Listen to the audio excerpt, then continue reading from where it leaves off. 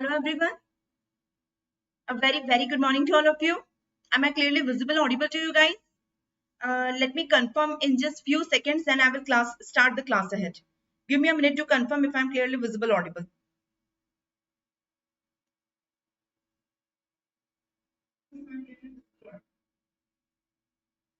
Give me a minute. Give me just a second.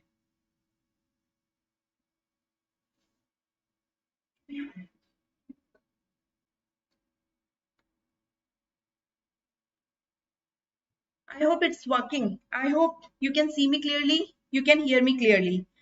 Can someone give me a thumbs up in the chat box if I'm clearly visible and audible?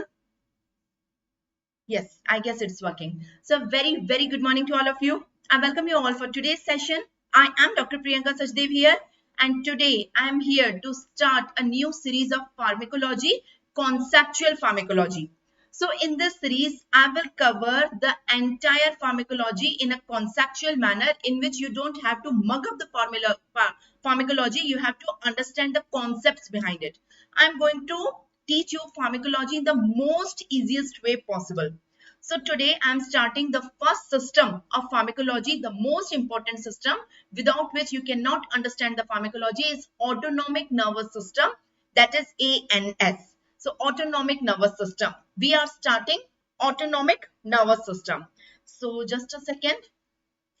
Before no, in this system, I'm going to teach you 4 chapters one by one. You may be knowing cholinergic drugs, anticholinergic drugs, adrenergic drugs, and anti-adrenergic drugs. I will be covering the entire pharmacology, the 4 chapters: cholinergic, anticholinergic, adrenergic, anti-adrenergic, in a very easy way, in a unique way. What will be unique about that, you will come to know in the next few minutes when I will start these chapters. But before starting the 4 chapters, the drugs, let me teach you the general of pharmacology, the general of autonomic nervous system. So basically, students even don't understand what is autonomic nervous system. So before starting, let me give you an overview in the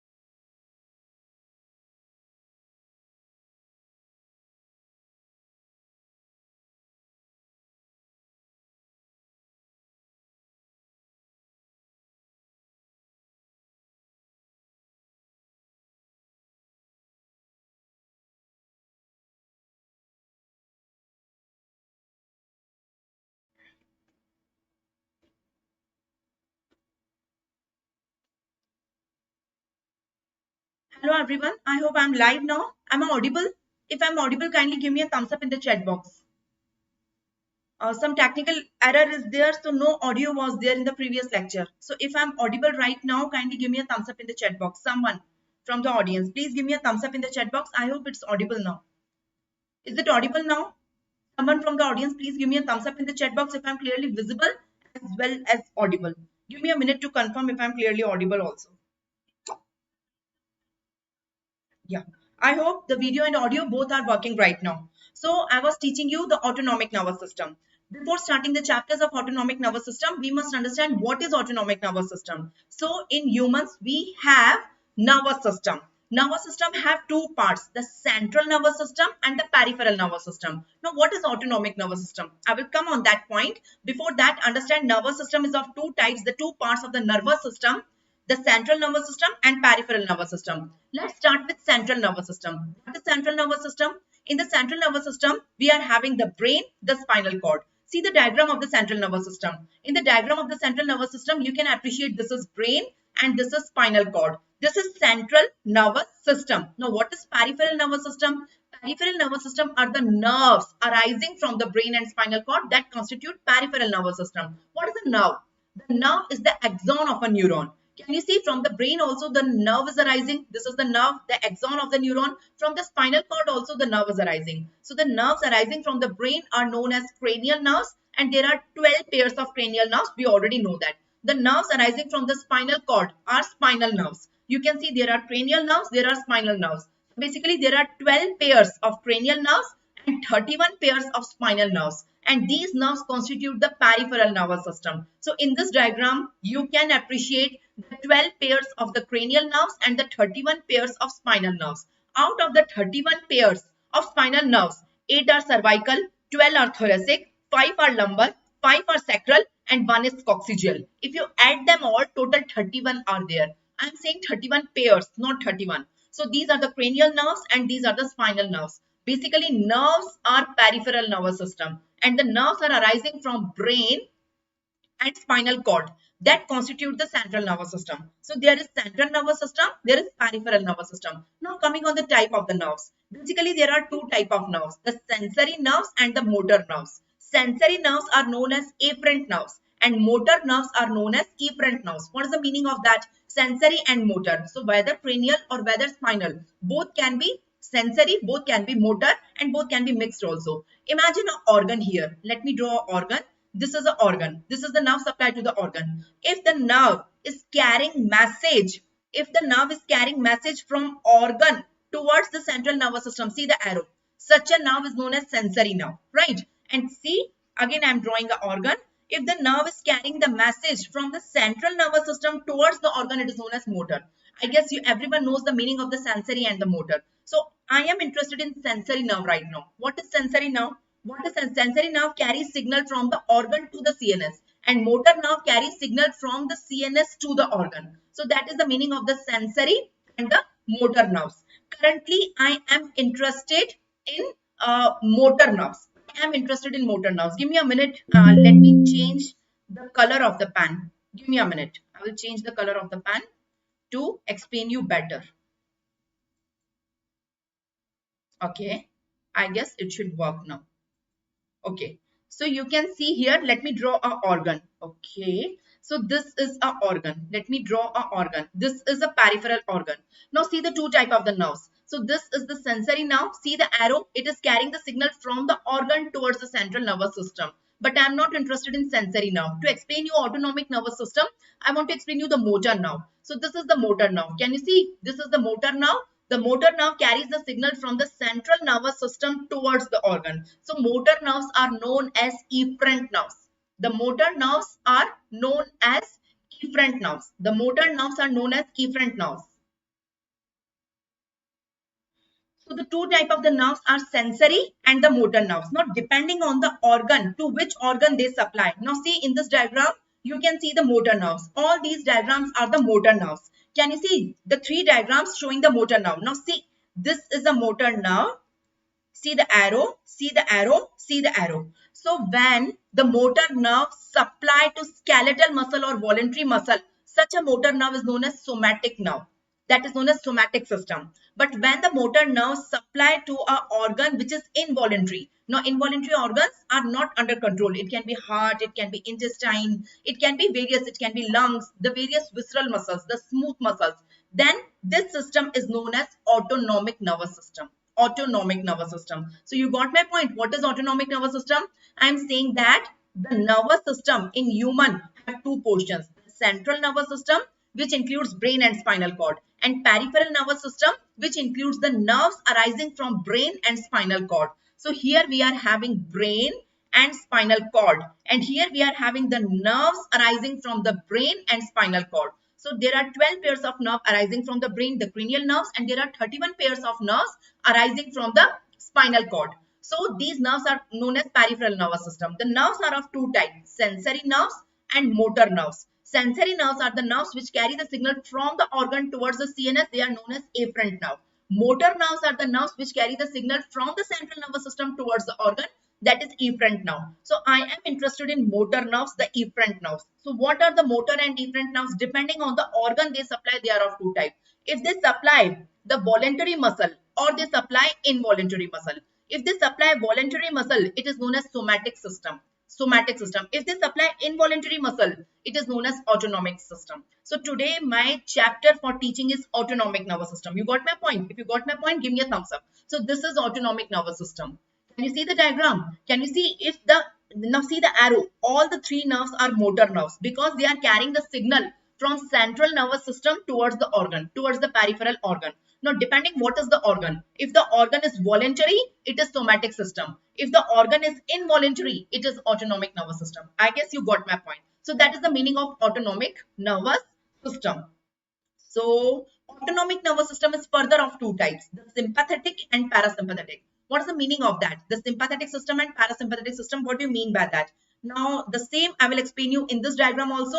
Now see, in this diagram you can see the three nerves. Of course, you all can see the three nerves. This is the nerve, this is the nerve, this is the nerve. See the arrows, all of them are supplying from central nervous system, this is central nervous system, that is brain and spinal cord, towards the peripheral organ. As I have told you, depending on the organ, they are of two types. You can see here the organ is skeletal muscle. If the organ is skeletal muscle, that is the voluntary muscle, the skeletal muscle. Now this is somatic system. Today I am not teaching you somatic system, right? If the organ is involuntary, that is any smooth muscle, it can be heart, lung, intestine, that is involuntary muscle, that is smooth muscle, then this system is known as autonomic nervous system. Now you can see the biggest difference between somatic and autonomic. For autonomic, I have drawn two diagrams. One of them is sympathetic, one of them is parasympathetic. I will explain you the meaning, don't worry. Now see first you see in somatic system there is one neuron. Only one nerve is there. So this is the cell body of the neuron having dendrites here. The cell body of the neuron having dendrites lie inside the central nervous system, that is brain and spinal cord, and the axon is coming out. The axon is the nerve. So only one nerve is there. One nerve is there. The nerve, only one nerve. In somatic system, one nerve is there. The nerve start from the central nervous system and end in the peripheral organ. In contrast to somatic system, see the autonomic system. Below we have two diagrams of autonomic nervous system. In both of them, two nerves are there. Here see, this is the first cell body of the first neuron and this is the first nerve. The axon is the first nerve. And this is the second cell body of the second neuron and this is the second nerve.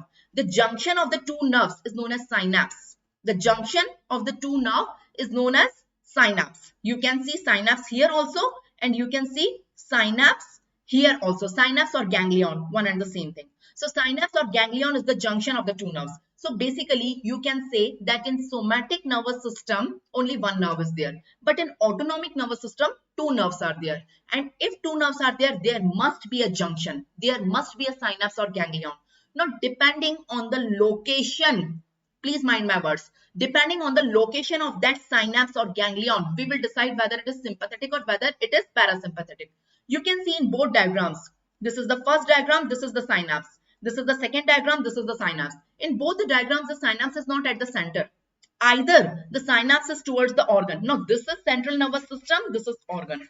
Now, see where is the synapse. Synapse is towards the organ. When there are two nerves now, so one is preganglionic nerve and one is postganglionic nerve. The first nerve is known as preganglionic nerve, which arising from the central nervous system, and the second nerve is known as postganglionic nerve. In the center of the two nerves, in the junction of the two nerves, there is a ganglion. So preganglionic, postganglionic. Now see in the first diagram, the synapse is towards the organ. That's why preganglionic nerve is longer than postganglionic nerve. So such a system in which preganglionic nerve is longer than postganglionic nerve, such a system is known as parasympathetic system. So in parasympathetic system, the ganglion is towards the organ. That's why preganglionic nerve is longer than postganglionic nerve. You got my point? On the contrary, see the second system. Here the synapse is not towards the organ. The synapse is towards the central nervous system. When the synapse is towards the central nervous system, you can see the preganglionic nerve is shorter than postganglionic nerve, or the postganglionic nerve is longer than preganglionic nerve. So parasympathetic system is a system in which preganglionic nerve is longer than postganglionic nerve, and sympathetic system is a system in which postganglionic nerve is longer than preganglionic nerve. Everybody, jitne audience hai, please give me a thumbs up that you got the meaning of the sympathetic and parasympathetic. Sympathetic and parasympathetic both are autonomic nervous system. They are autonomic nervous system because they supply involuntary muscles, right? The nervous system which supply voluntary muscle is somatic system. On some other day, I will teach you somatic system. Currently, I am teaching you autonomic nervous system. This is the overview. Can you see the diagram, the same diagram? Can you see two neurons? One is preganglionic, one is postganglionic. Appreciate the junction. The junction is the ganglion. So here you can see this side is the central nervous system. The neurons are arising from the central nervous system, that is brain and spinal cord. And this side is your peripheral organ, the effector organ, the peripheral organ, which is involuntary organ. The organ is involuntary because I am teaching you autonomic nervous system, right? Now see, here is the ganglion and here is the ganglion. In the first diagram, the ganglion is towards the organ. That's why preganglionic is longer than postganglionic, and this is parasympathetic system. In the second diagram, the ganglion is towards the CNS. That's why preganglionic is shorter than postganglionic, or postganglionic is longer than preganglionic. Such a system is known as sympathetic system. I guess you got the meaning of the sympathetic and parasympathetic system. Now, in all the nerves, many nerves. Now, this is the overview. You can see the diagram.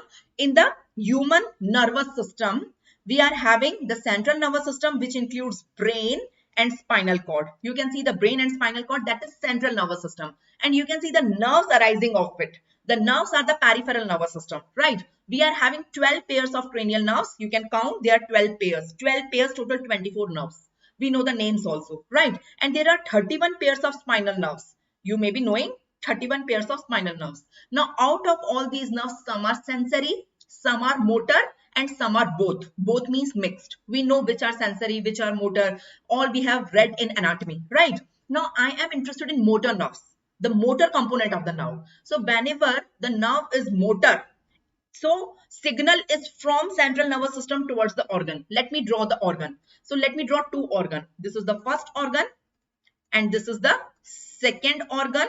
Let me draw one more organ here. This is the third organ. Now, depending what is the organ.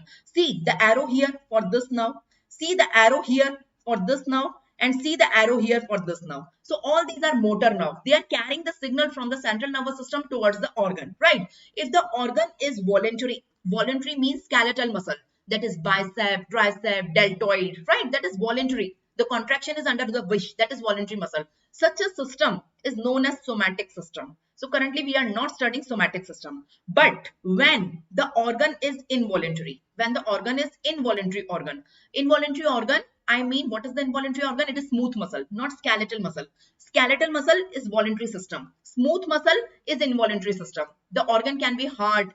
Heart is under not our wish that I want my heart should beat, my heart shouldn't beat, my lungs should do the respiration, my lungs should. So it is not under my wish. That is involuntary. That is involuntary. The intestinal peristalsis. So these are involuntary muscle. So this system is known as autonomic nervous system. In autonomic nervous system, always we have two neurons, preganglionic and postganglionic. Based on the junction of the two neurons, that is the synapse, we decide whether autonomic nervous system is parasympathetic or sympathetic. If preganglion is longer than postganglion, it is parasympathetic. If postganglion is longer than preganglion, it is sympathetic. I guess we understood this. Now my point for showing you this diagram, out of the 12 cranial nerve and 31 spinal nerve, 12 pairs of cranial, and which one are sympathetic, which one are parasympathetic. You have to learn the numbers. Okay. So, okay, I will tell you the numbers also, don't worry. See the same diagram from KD Tripathi book. This diagram I have taken from KDT. It's a very good book for UG, that is for MBBS. You can see in this diagram also, appreciate what I'm telling you. See, this is the central nervous system, that is brain and spinal cord. And this is your organ. This is your organ. See, when only one nerve is coming. This is the cell body having dendrites and this is the axon. Only one nerve is coming. It starts from CNS and it's in the organ. So this system is somatic system. This system is somatic. It is written here, it is somatic system. So no need to elaborate. Everything is shown in the diagram also only. Let's come on the other system. When two neurons are there. So this is the first neuron ending here. This is the second neuron ending here, right? This is the first neuron ending here. This is the second neuron ending here. Now, when two neurons are there, you have to see the junction.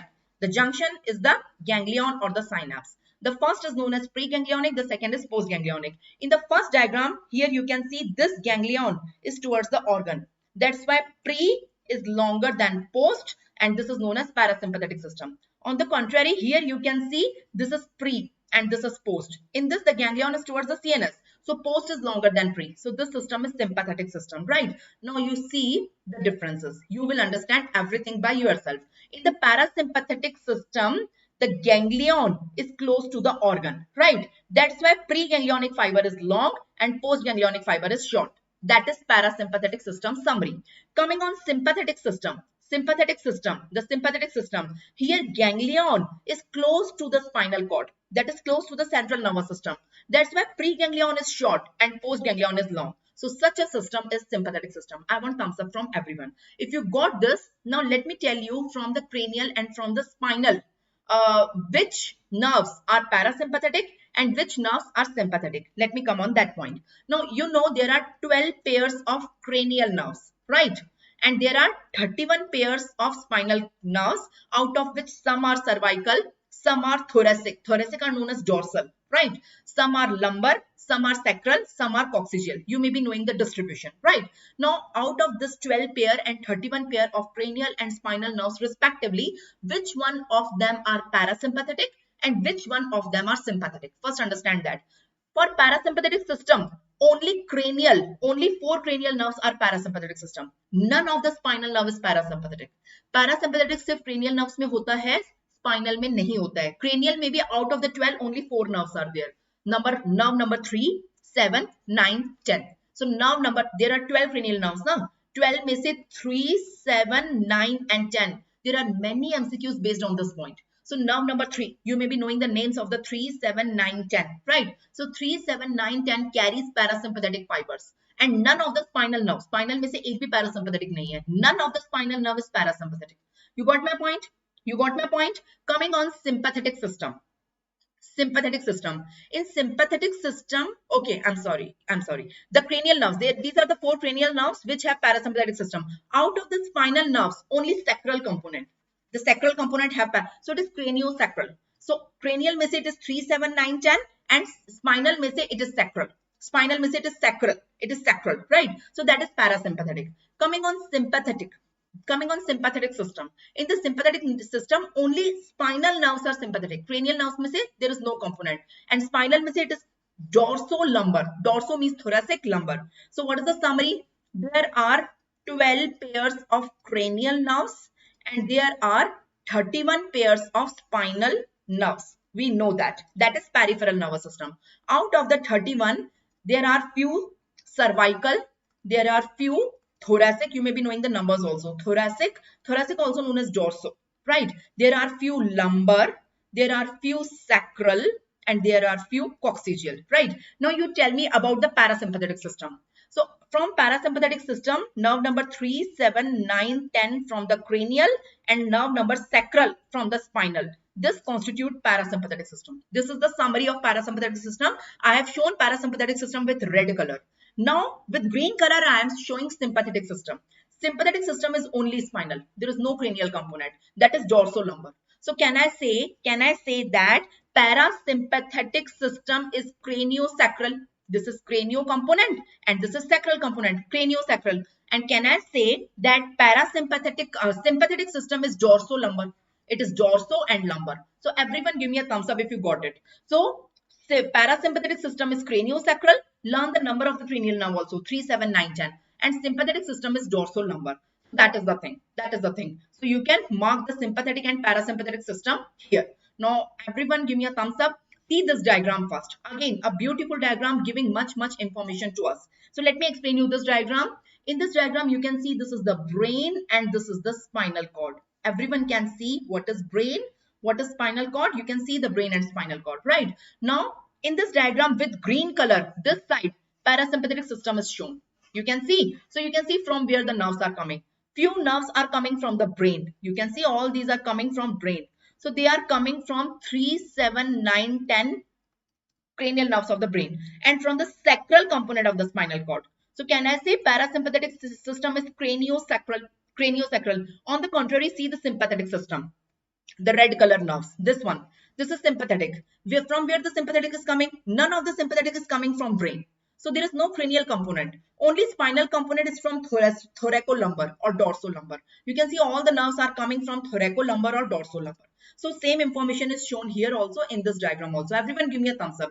What we have learned humans have nervous system. Nervous system have two components, the central nervous system having brain and spinal cord, and the peripheral nervous system, the nerves arising from the brain and spinal cord. From the brain, 12 pairs of cranial nerves arises, and from the spinal cord, 31 pairs of spinal nerves arises. These nerves constitute peripheral nervous system. Now nerves are of two types, sensory and motor. I'm interested in motor nerves. I'm not interested in sensory nerves. I'm interested in motor nerves. Motor nerves carry the signal from the central nervous system towards the organ. Based on that, what is the organ? If the organ is voluntary, it is somatic system. If the organ is involuntary, it is autonomic nervous system. Now again, autonomic nervous system is of two types, sympathetic and parasympathetic. We have understood that. Now before starting the 4 chapters, I'm going to teach you 4 chapters now. Cholinergic drugs in the most easiest way. Nobody in this world will teach you the 4 chapters, cholinergic, anticholinergic, in such an easy way that you don't have to learn anything. You don't have to mug up anything here. Just understand the concept and everything will fit in your mind. So cholinergic, anticholinergic, adrenergic, anti-adrenergic, right? These are the 4 chapters I'm going to teach you one by one in a sequence, right? Before that, you must understand what are neurotransmitters involved in this system. Autonomic nervous system, what is the neurotransmitter? Neurotransmitter is a chemical which gives the signal. Now, everyone can understand this diagram. So I guess everyone can understand this diagram. You can see these 3 are motor nerves. Give me a minute. These 3 are motor nerves. See the signal. Because all three nerves are carrying the signal from the central nervous system towards the organ. They all carry signal from the central nervous system towards the peripheral organ. That's why all 3 nerves are motor nerves. We can see the arrow. They are motor nerves. Now, if the organ is voluntary organ, depending on the organ, they are of 3 types. If the organ is voluntary organ, that is a skeletal muscle, this system is somatic system. Now we know that in somatic system, only one nerve is there. I can see only one nerve. It is starting from the central nervous system and ending in the organ. There are not two nerves, so that's why there is no junction. No synapse, no ganglion. Here, the neurotransmitter is only one. You can see acetylcholine. So only one neurotransmitter is required in somatic system. चूंकि somatic system में एक ही nerve है तो एक ही neurotransmitter लगेगा. The nerve is carrying the signal from the central nervous system here and it is giving the signal to the organ directly. The organ here is the voluntary skeletal muscle. The nerve gives the signal to the organ by secreting a chemical. The name of the chemical is acetylcholine and that is known as neurotransmitter of somatic system. So somatic system have only one neurotransmitter because it is having only one nerve. So one nerve, one neurotransmitter. The neurotransmitter is required only at the organ. And the name of the neurotransmitter is acetylcholine, right? But today I'm not interested in somatic system again and again I'm saying. So I will teach you autonomic nervous system today. So let's come on the other 2 diagrams below. In the other 2 diagrams below, you can see two nerves. This is nerve number 1, nerve number 2. This is nerve number 1, nerve number 2. And both of them having a junction. Since two nerves are there, there is a junction. The junction is known as ganglion. So the nerve before ganglion is preganglionic, the nerve after ganglion is postganglionic. Now we have already discussed based on the location of the ganglion, it can be parasympathetic, it can be sympathetic. If the ganglion is towards the organ, the preganglionic fiber is longer than postganglionic. You can see here pre is longer than post. So it is parasympathetic system. If the ganglion is towards the central nervous system, that is towards the spinal cord, so postganglion is longer than preganglion. And in both of them, the organ here is involuntary. The organ. So basically when involuntary organ is there, the effector organ is an involuntary muscle, that is smooth muscle, not a skeletal muscle. Then it is autonomic nervous system. So this system is autonomic nervous system. But what I mean to explain you here that in autonomic nervous system, there are 2 nerves. Since 2 nerves are involved, we require 2 neurotransmitters. In contrast to somatic nervous system, jahan pe we require only one neurotransmitter because one nerve was there. But here we are having two nerves. That's why two neurotransmitters are required. So the first neurotransmitter is always required at the junction. So when the first neuron, now see the first neuron. See the first neuron here. It is starting from here and ending at the junction, right? This is preganglion. See the first neuron here. It is starting from the central nervous system and ending at the junction. So this is preganglion of both. So preganglion always secrete neurotransmitter at the junction, that is the ganglion. So the preganglionic neurotransmitter is always acetylcholine. Always. Whether it is sympathetic or whether it is parasympathetic, learn the rule. Sympathetic or parasympathetic दोनों में, whether it is sympathetic or parasympathetic, in both of them the preganglionic neurotransmitter is always acetylcholine. So at the synapse, at the ganglion, at the junction, always acetylcholine is secreted, whether the system is sympathetic or parasympathetic. Everyone give me a thumbs up. But see the postganglionic neurotransmitter. Now, this is the second neuron, that is postganglionic neuron of parasympathetic system. Now see, here again the neurotransmitter is acetylcholine. Right. And so can I say in parasympathetic, both the neurotransmitters are acetylcholine, the preganglionic nerve fiber neurotransmitter also and the postganglionic nerve fiber neurotransmitter also. Both the neurotransmitters in parasympathetic nervous system is acetylcholine. Yes. Now see the sympathetic nervous system. In sympathetic nervous system, the preganglionic is acetylcholine, that I have already taught you. But the postganglionic is noradrenaline. It is not acetylcholine, it is noradrenaline. So at the effector organ, it is noradrenaline which is secreted. First, everyone give me a thumbs up. Whatever audience who are listening me live, please give me a thumbs up if you got this point. Now so the preganglionic is same in both of them. What is the summary? What is the summary? The summary is that the preganglionic nerve fiber neurotransmitter is same. Whether it is sympathetic or parasympathetic, that is always acetylcholine. But the postganglionic neurotransmitter is different. In parasympathetic system, postganglionic is acetylcholine, and in sympathetic system, postganglionic is noradrenaline. That's why paraganglionic system is known as cholinergic system. We name them based on their postganglionic neurotransmitter, because preganglionic तो दोनों में same है ना, तो preganglionic in both of them is acetylcholine. That's why we do not name them based on the preganglionic neurotransmitter. We name them based on postganglionic neurotransmitter, which is different in both of them. So if I talk about parasympathetic nervous system, the postganglionic neurotransmitter is acetylcholine. That's why it is known as cholinergic system, because the postganglionic neurotransmitter is acetylcholine. But on the contrary, in sympathetic nervous system, the postganglionic neurotransmitter is noradrenaline. That's why it is known as adrenergic nervous system. That's why it is. So you got the meaning why parasympathetic is known as cholinergic and why sympathetic is known as adrenergic. We learned that there are two types of nervous system, autonomic nervous system. That is parasympathetic and sympathetic. So in both of them, two neurotransmitters are required. Post, preganglionic, postganglionic, preganglionic, postganglionic. So preganglionic is always acetylcholine. Here also. Based on that, we do not classify them. Postganglionic is different. In parasympathetic, postganglionic is acetylcholine. So basically both are acetylcholine. But in sympathetic, the postganglionic is noradrenaline. So based on the postganglionic neurotransmitter, they are named. So parasympathetic system is known as cholinergic system because of acetylcholine secretion at the postganglionic nerve fiber, and sympathetic system is known as adrenergic system because of secretion of noradrenaline at the postganglionic nerve fiber. I guess it's clear to all of you. Yes or no? Yes or no? So you can see the same summary in this diagram also. See the parasympathetic system or cholinergic system. The preganglionic is acetylcholine, the postganglionic also acetylcholine. See the sympathetic or adrenergic system. The preganglionic is still acetylcholine, but the postganglionic is noradrenaline. So basically preganglionic is always acetylcholine, but postganglionic is different in sympathetic and parasympathetic. I guess everyone got it. Pushpa, Mrinal, Dipanjan, I guess everyone got it. Yes, those who are watching me live. So this is the summary, same summary you can see. Basically, based on neurotransmitter, if it is somatic system, only one is required, because in somatic system there is one nerve. There are not two nerves. So only one nerve is there. So acetylcholine is the only chemical in somatic system. I'm not teaching you somatic system, but it is the only one chemical which is required here. That is acetylcholine. But in autonomic nervous system, it is of two types, sympathetic and parasympathetic.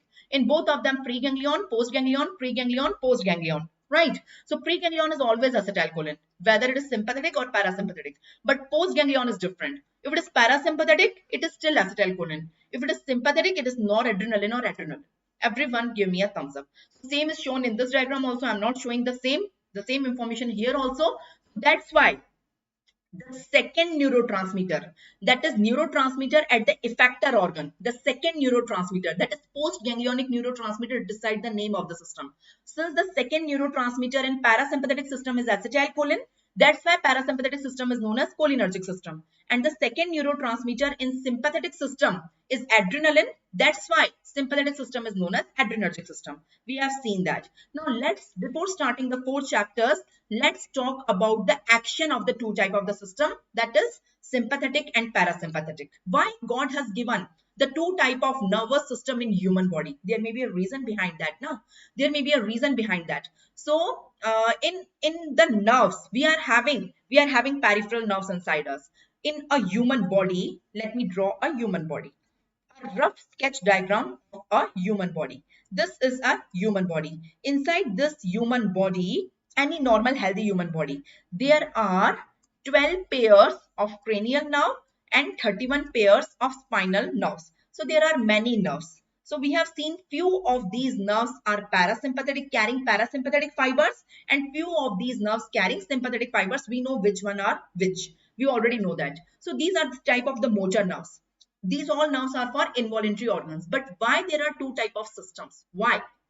Now currently inside us, at any time, it is a rule that at one particular time one system will be activated. It is never that in one human being both the system will come together. No, either inside you parasympathetic will be activated at the time when parasympathetic is active, sympathetic is not active, or vice versa. At the time when sympathetic is active, parasympathetic is not active. So it is a rule. Only one system will come in a role out of the two autonomic nervous system, sympathetic and parasympathetic. One will be working at a time.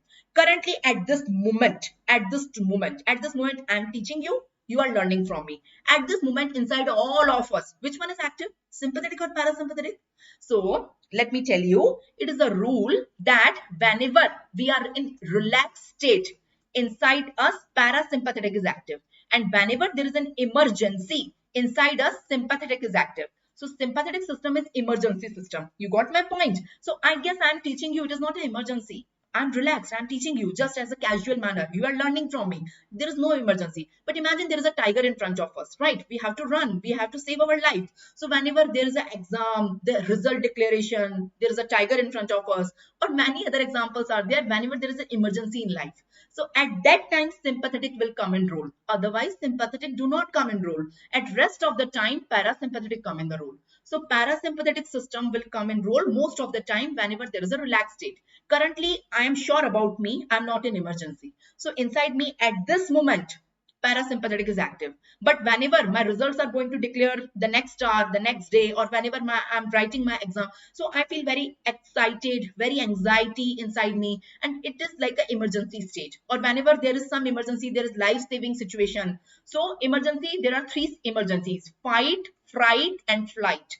You know, fight, whenever we are fighting with someone, so it is an emergency. Fright, whenever we got afraid because of anything, because of exams, results, you know, any life-saving situation. And flight, you know, so these are 3 emergency conditions known as. So at that time, sympathetic will come in role. Everyone give me a thumbs up. So they have opposite actions on body. That's why God has given 2 type of systems. You can see, I will explain you the meaning of this in this diagram. You can see in this diagram, the parasympathetic is relaxed one, I have taught you, and the sympathetic is emergency one. Now in human body, in all the organs, both nerves are there. Again, let me draw again a human body, a rough diagram of a human body. I would like to draw here to explain you the action of the 2 type of systems. Okay, let me draw few organs. Let me draw the eyes of this person. Let me draw the salivary gland.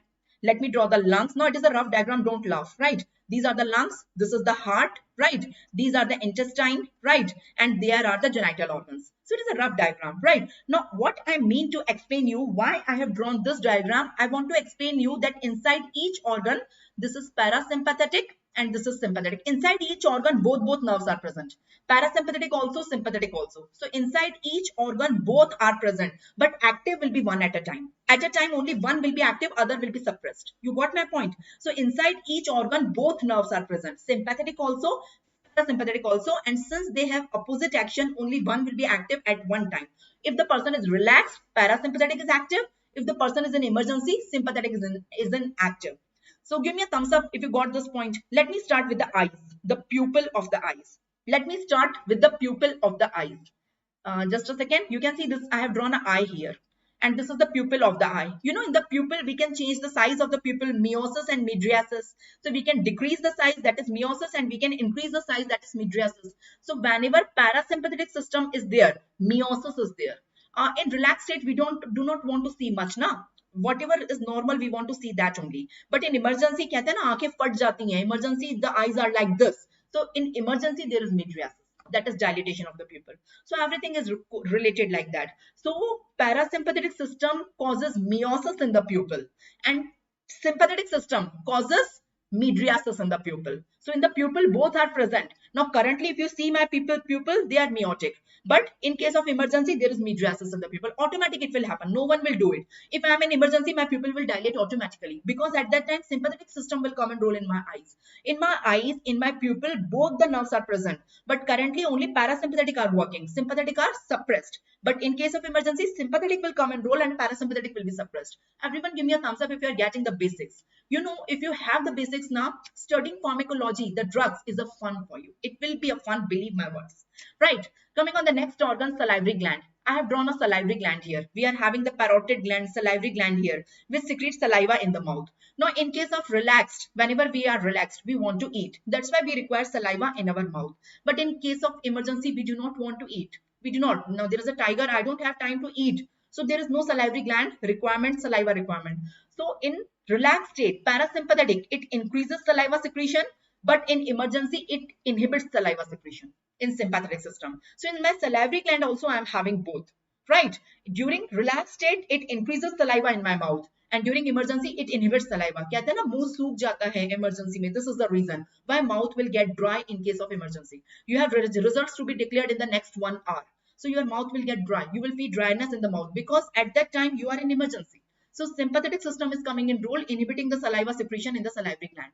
Coming on the heart, you all know heart rate. So whenever we are relaxed, the heart rate is reduced. Currently, my heart rate may be 70 per minute. It may be 80, not more than 100. We all are relaxed. But in case of emergency, our heart is bouncing like anything, right? So heart rate is more than 100, more than 110, maybe 120. So heart rate increases during emergency. We know that. We all have experienced that, right? During relaxed, we are now. Emergency में एक situation, always remember the results are going to come the very next moment. उस time पे तुम्हें कैसा लगता है? That is emergency, right?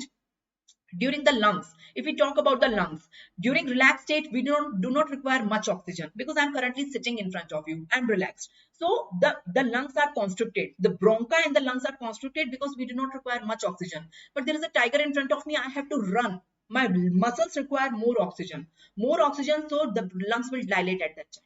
So we can correlate all the actions considering the relaxed and emergency situation like that. If we talk about the complete GIT, the intestine, esophagus, pancreas, liver, complete GIT. So GIT stimulated during relaxed state and GIT get inhibited during emergency. We know that. If we talk about urinary bladder, if we talk about urinary bladder, so let me draw a urinary bladder. This is the urinary bladder and this is the sphincter. Here is a sphincter. At the urethra, there is a sphincter. This is known as sphincter. This is known as detrusor muscle in the urinary bladder. In the urinary bladder, the muscle is known as detrusor muscle. Now, inside the urinary bladder, this is urine accumulated. So, when urine volume is more than 300 ml, the person have an urge for micturition. The person feels like that I should go to a washroom and do the act of micturition, that is void the urine. Micturition is voiding of the urine, right? So there is a signal that when critical volume is crossed, the person have a urge for micturition and the person does micturition using a washroom, right? So that is, so how does the micturition take place? At the time of the micturition, see the detrusor muscle contract. What I mean to explain you here, this detrusor will contract. This detrusor will contract and the sphincter will relax. The sphincter, so that urine will come out. So at the time of micturition, the detrusor contract and sphincter relax. Imagine what I'm saying. The detrusor is contracting and sphincter is relaxing. So micturition takes place, right? And On the opposite, when we are not micturating, when the person is not micturating, the opposite happen. So the urine has to be accumulated at that time. The person is not micturating, so the detrusor will relax and the sphincter will constrict, right? So micturation, non-micturation. So during micturation, what happens? And during non-micturation, when the person is not micturating, what will happen? So tell me the condition of the detrusor and the sphincter. So at the time of micturation, detrusor contract and sphincter relax. Then only micturation can happen. Common sense, right? And during non-micturation, the detrusor relax and the sphincter constrict, right? Then only the micturation can be holded. So this is the thing. Now you tell me what happens during parasympathetic and what happens during sympathetic. During parasympathetic means relaxed state. Whenever we are relaxed, we feel the act of micturation. Micturation can be done whenever we are relaxed. Whenever the person is relaxed, that is parasympathetic system, micturation can be performed. But in case of emergency, you never have a feeling of micturation. You never feel an urge of micturation because you are in emergency, right? During emergency or sympathetic system, there is no act of micturation. The person don't have urge for micturation. So during parasympathetic system, this is happening, and during sympathetic system, this is happening. You got my point? That is detrusor and sphincter are opposite acting. That is about the urinary bladder. You got my point? That is the thing. That is the thing. So, and the last, so most of the things are opposite. You can see at most of the organs, that is eye, salivary gland, heart, lung, intestine, urinary bladder, the action of parasympathetic and sympathetic is just opposite. At most of the organ, it is opposite. But at some organ, it is not opposite, it is complementary. The organ here is the male genital organ, that is penis. So if we talk about the male genital organ, that is penis. So what is the action at the penis of the parasympathetic system and sympathetic system? What is the action? So during sexual intercourse, two things are there: erection and ejaculation. Both are complementary. First erection occurs, then ejaculation occurs in male genital system. That is, I'm talking about the male genital system, that is penis. So erection is done by parasympathetic system and ejaculation is done by sympathetic system. Now these two are not opposite of each other, they are complementary of each other. So at some organ their action is complementary. At most of the organs the two systems are opposite, but at some organs their action is complementary. Complementary में only one example is there, male genital system. You got my point? Now everyone give me a thumbs up if you have an overview. So till now, have you understood what is somatic nervous system, what is autonomic nervous system? Both of them are motor nervous system. Motor, that is efferent nerve. They supply to the organ. The signal come from the central nervous system towards the organ. But what is the organ? If the organ is voluntary muscle, that is skeletal muscle, it is known as somatic system. And if the organ is involuntary muscle or smooth muscle, it is known as autonomic nervous system. So first we have understood the difference between the somatic system and autonomic nervous system. Now this autonomic nervous system is of two types, sympathetic and parasympathetic. We have seen the differences between them. What is sympathetic system? What is parasympathetic system? We have seen all the differences between them. Sympathetic and parasympathetic. Sympathetic system arises from dorsolateral portion of the spinal nerves. Parasympathetic arises from sacral of the spinal nerve and cranial nerves also. In the cranial, it is 3, 7, 9, 10. We have read that, right? In sympathetic nervous system, the preganglionic is short and postganglionic is long, right? And in parasympathetic nervous system, the postganglionic is short and preganglionic is long. Why? Because in sympathetic, the ganglion is away from the organ. And in parasympathetic, ganglion is close to the organ. We have seen that. Yes or no? We have seen their neurotransmitter also. The second neurotransmitter I am talking. The first neurotransmitter, that is preganglionic neurotransmitter, which is common in both of them, acetylcholine. But the second neurotransmitter is different. In parasympathetic, it is acetylcholine. In sympathetic, it is noradrenaline. We have seen their actions also. We have seen their actions also. The actions on most of the organ, it is opposite. The eye, heart, blood vessel, smooth muscle, uterus, salivary gland. On some organs, it is complementary like male genitalia.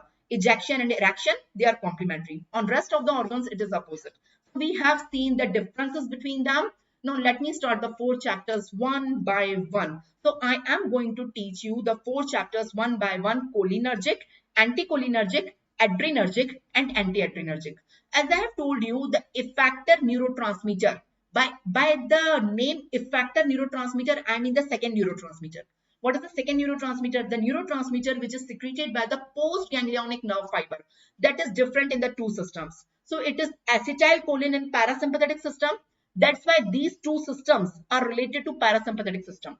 That is cholinergic drugs and anticholinergic drugs are the drugs which act on parasympathetic system. And the neurotransmitter in the sympathetic system is noradrenaline. That's why adrenergic and antiadrenergic, these two systems are related to the sympathetic nervous system. So we are having two type of nervous system, autonomic nervous system in human body, parasympathetic and sympathetic. We have understood the differences between them. Now there are some drugs which act on parasympathetic and there are some drugs which act on sympathetic. We have created artificial drugs. Now let me talk about the drugs which act on parasympathetic. There are two type of drugs which act on parasympathetic system. The one drugs which are mimicking parasympathetic system, these are cholinergic. And the drugs which are lytic means degrading the opposing the parasympathetic system, these are anticholinergic. You got my point? There are certain drugs which are mimicking sympathetic system, they are adrenergic, and there are certain drugs which are lytic sympathetic system. Lytic means degrading opposing, that is anti-adrenergic system. You got my point, what I mean to say?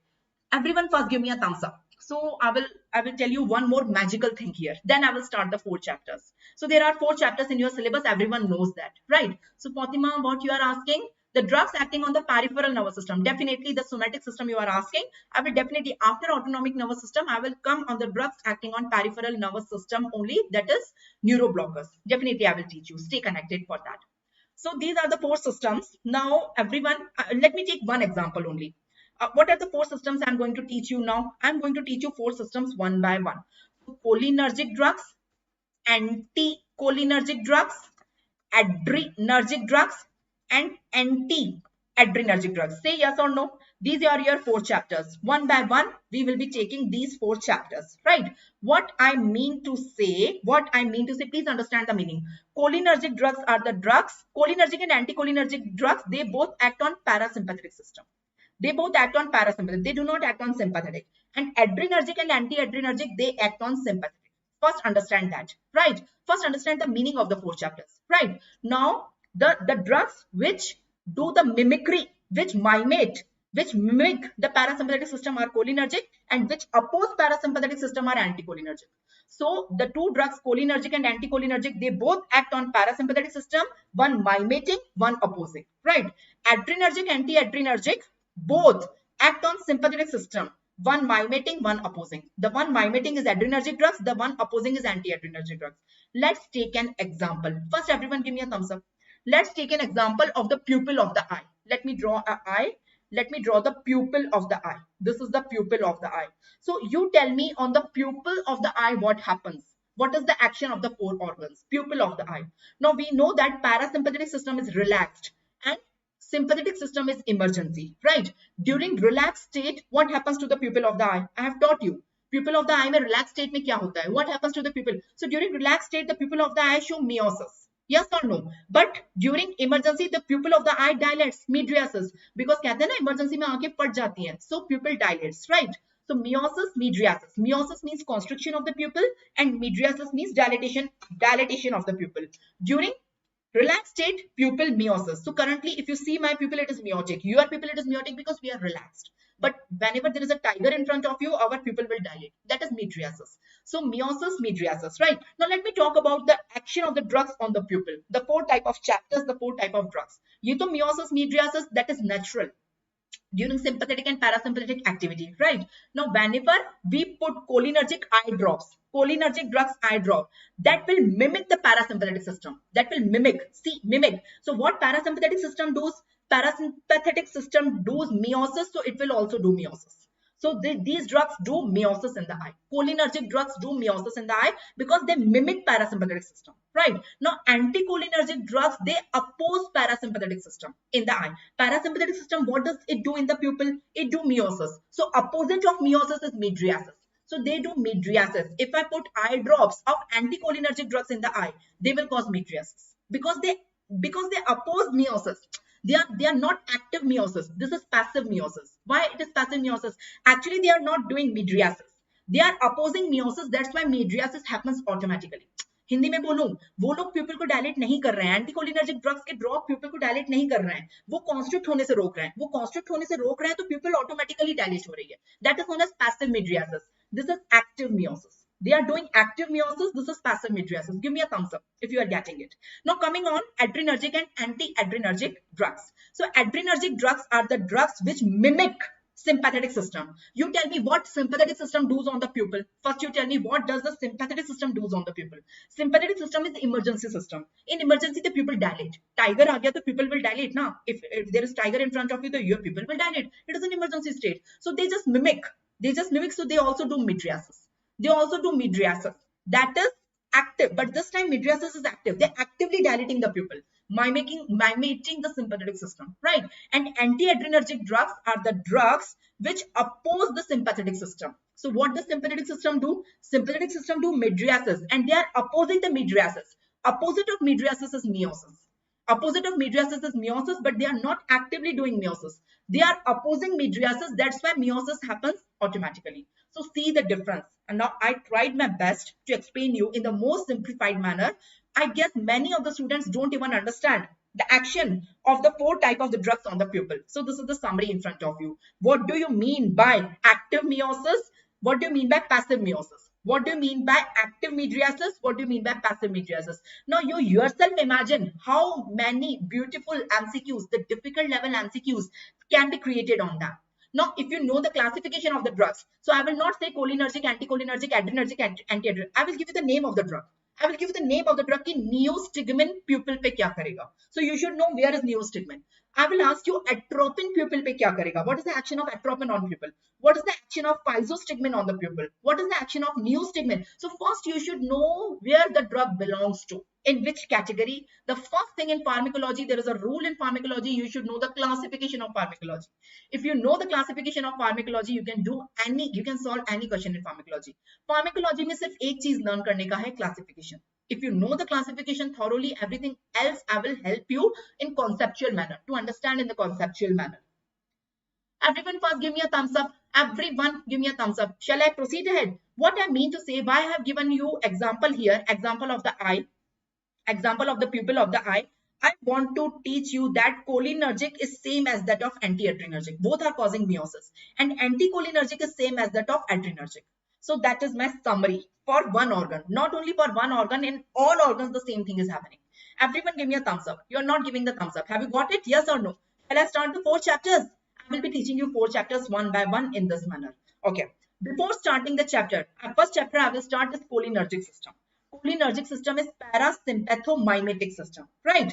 I will be teaching that. As we know that cholinergic system, the neurotransmitter is acetylcholine. Both neurotransmitters are acetylcholine. I'm teaching you this system right now. I'm starting this system. So we know that preganglionic neurotransmitter is acetylcholine as well as postganglionic neurotransmitter is acetylcholine. I told you this. So before starting the drugs of cholinergic system, let me explain you everything about the acetylcholine.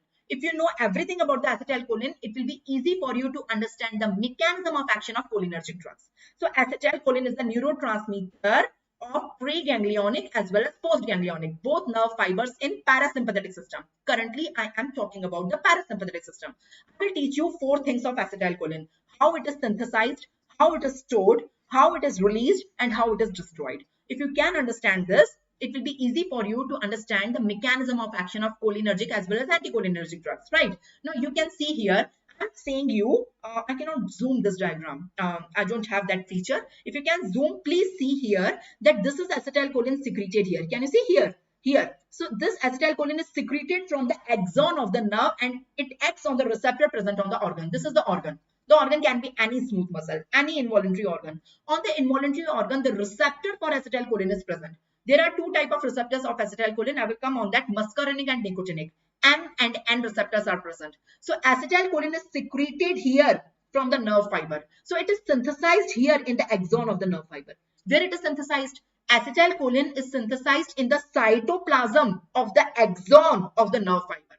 And it will be stored there only. When signal will come here, when the wave of depolarization is coming, signal is coming, at that point it will be secreted. Otherwise, it will not be secreted. Give me a thumbs up. So how it is? So let me zoom this portion for you. This portion. Can you see this diagram? You all have seen this diagram if you refer KDT. This diagram is from KD Tripathi book. You all can see. What is this yellow circle? So students even don't understand what is this diagram about. This diagram, this yellow circle is the end of an axon. This is the nerve fiber. This is the zoom version of this diagram. This is this axon. You see this axon inside which acetylcholine is synthesized. This is the axon end inside which the acetylcholine is synthesized. And can you see this is the organ, the effector organ. So this is your organ. This is your effector organ on which muscarinic and nicotinic receptors are present. Can you see? So inside the nerve fibers, how acetylcholine is synthesized, and it will be stored there only. I will explain you that. Everyone give me a thumbs up. Everyone give me a thumbs up. First give me a thumbs up. So start with amino acid choline. Choline is the amino acid. It will be taken by this neuron, by this axon, with the help of a transporter. The name of the transporter is sodium choline transporter. Can you see the transporter? With the help of a transporter, this choline is taken from the blood. From the blood, this choline is taken by the axon. I'm talking about this axon. This axon. I'm talking about this axon. This end. It will take choline from outside, right? It will take choline from the blood with the help of a transporter, sodium choline transporter, and it will do the acetylation of the choline so that acetylcholine is formed. So formation is very easy. How it is formed, you tell me? Choline is taken up by the neuron, by the axon, by the cytoplasm of the neuron, exoplasm, with the help of a transporter, sodium choline transporter, right? And then it is acetylated, acetyl group is given, and acetylcholine is synthesized. So can you see here, if you zoom, I have drawn here, this is choline. This choline is taken up. This is sodium choline transporter. This choline is taken up inside and it is acetylated. Once the choline is acetylated, acetylcholine is formed. Once it is formed, it will be stored here in vesicles. Acetylcholine is stored here in vesicles. Everyone give me a thumbs up. This acetylcholine is stored here in vesicles. It will be there in the vesicles only. Now when this is the brain will develop the wave of depolarization. When the wave of depolarization is coming from the brain here, when wave of depolarization is coming, at that time, these vesicles will fuse with the cell membrane exoplasm.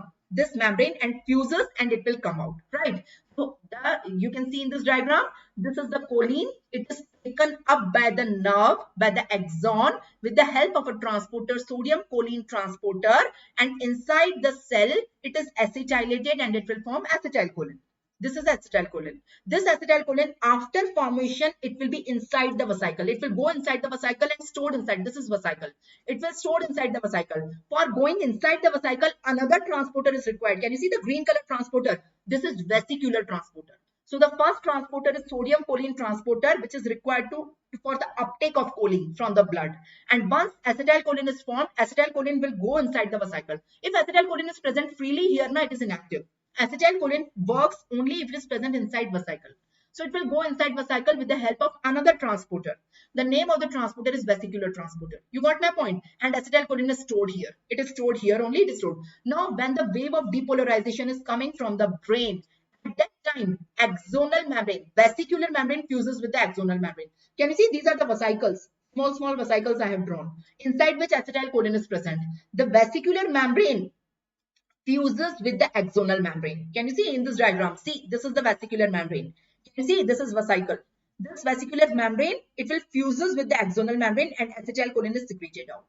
Acetylcholine is secreted out and it will act on muscarinic and nicotinic receptors present on the organ. Everyone give me a thumbs up. You got my point? It will act on the receptors. Say yes or no. Say yes or no. So this is how acetylcholine is synthesized, it is stored and it is released. Tell me three things: how it is synthesized, tell me how it is stored, and tell me how it is released. Then I will tell you how it is destroyed. Give me a thumbs up, everyone. So you got my point? Navjaman, Sankalp, Dipanjan, Pushpa, Talib, Fatima. Yes, everyone give me a thumbs up. Have you got it? Say yes or no. Yes. So how it is synthesized? The choline is taken up with the help of a transporter, sodium choline transporter. After taken up, the choline is acetylated and forming acetylcholine. After formation of acetylcholine, this acetylcholine moves inside the vesicle with the help of another transporter, that is vesicular transporter, and it will be stored inside the vesicle. This is acetylcholine. Now, when the wave of depolarization is coming, at that time,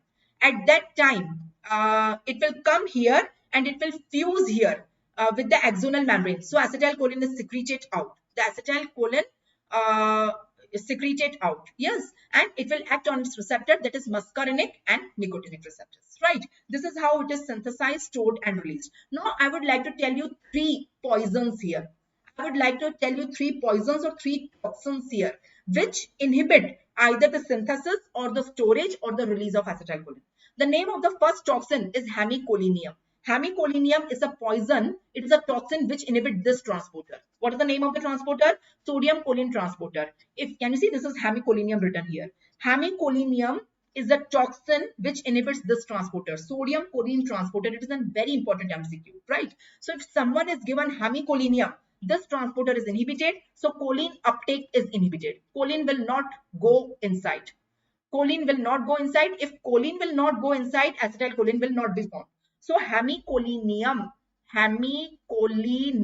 is a toxin that inhibits the synthesis of acetylcholine by inhibiting the transporter sodium choline transporter. Give me a thumbs up.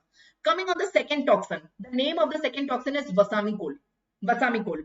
Vasamicol is a toxin which inhibits this transporter, vesicular transporter, vesicular transporter. So if vasamicol is given, here vasamicol is written.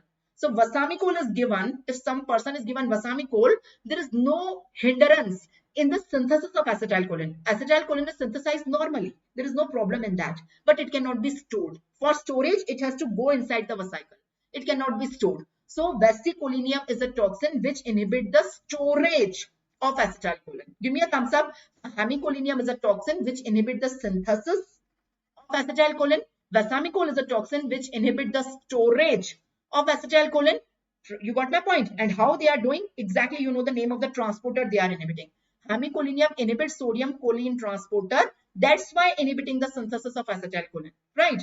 Vasamicol inhibit vesicular transporter. That's why inhibiting the storage, right? Coming on the third toxin. Third toxin, I am taking two toxins, botulinum and tetanus. These both toxin. What does they do? Botulinum and tetanus toxin. When the wave of depolarization is coming, what happens? I told you. When the wave of depolarization is coming, at that point, acetylcholine fuses with axonal membrane. This acetylcholine, the vesicle membrane, the vesicular membrane, fuses with axonal membrane. The fusion is important.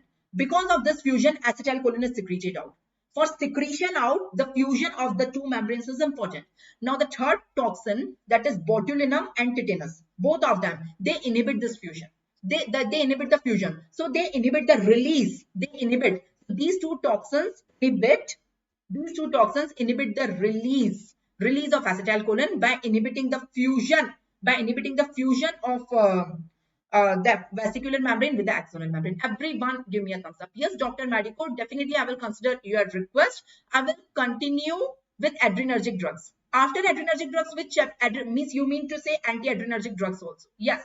So this time I will complete entire autonomic nervous system. The reason is that there is no exam ahead. Most of the times, Dr. Medico, what happens? We have some or other exams ahead. Either we have NEET PG or we have FMG or we have INI-CT or we have some of the other exams. So I have to compact the entire syllabus and I have to be very, very fast. And I take only the important portions, not the entire thing. But this time, all the exams are already done for this year at least. Now we have exams after 4-5 months. Right, the next exams in January or in December maybe, right? So we are having abundant time to complete entire pharmacology. So this time I will complete all the portions in pharmacology with detail. I will not rush. I will take it slowly and with all the portions covered. That is my commitment to you this time. Okay, stay tuned for that. Anyways, let me summarize the three toxins I am talking about. What are the three toxins? First, name them. The first toxin is hemicolinium. The second toxin is vasamicol, and the third toxin is botulinum and tetanus both. Basically, there are 4 toxins. What does they inhibit? They all act on acetylcholine. The hemicolinium inhibit the synthesis of acetylcholine. Vasamicol inhibit the storage of acetylcholine, and botulinum and tetanus inhibit the release of acetylcholine. Everyone give me a thumbs up. Everyone. How hemicolinium inhibit the synthesis? By inhibiting the transporter sodium choline transporter. How vasamicol inhibit the storage? By inhibiting the transporter vesicular transporter present on the vesicle. Right? How botulinum and tetanus toxin inhibit the release? By inhibiting the fusion of the vesicular membrane with the axonal membrane. I cannot simplify more than this. You can imagine the 3 MCQs on this. Already in many exams, the MCQs are asked based on the three toxins. What is their actual action and in which step exactly they are inhibiting?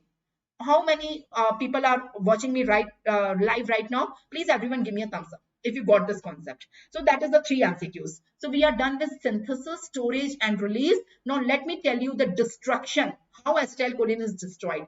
Very, very, very important. How acetylcholine is destroyed.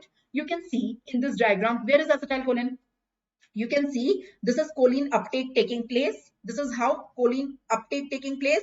It is getting acetylated and it is stored here. In vesicles, it is stored here. When the wave of depolarization is coming, at that point, the vesicular membrane fuses with axonal membrane and this is acetylcholine secreted out.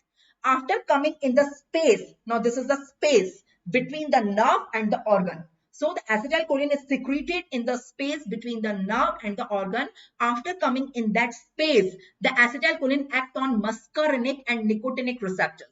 The muscarinic and nicotinic receptors are present on the surface of the organ.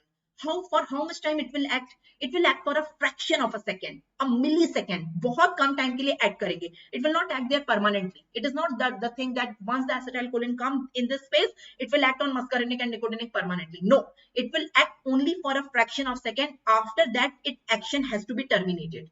Its action has to be terminated.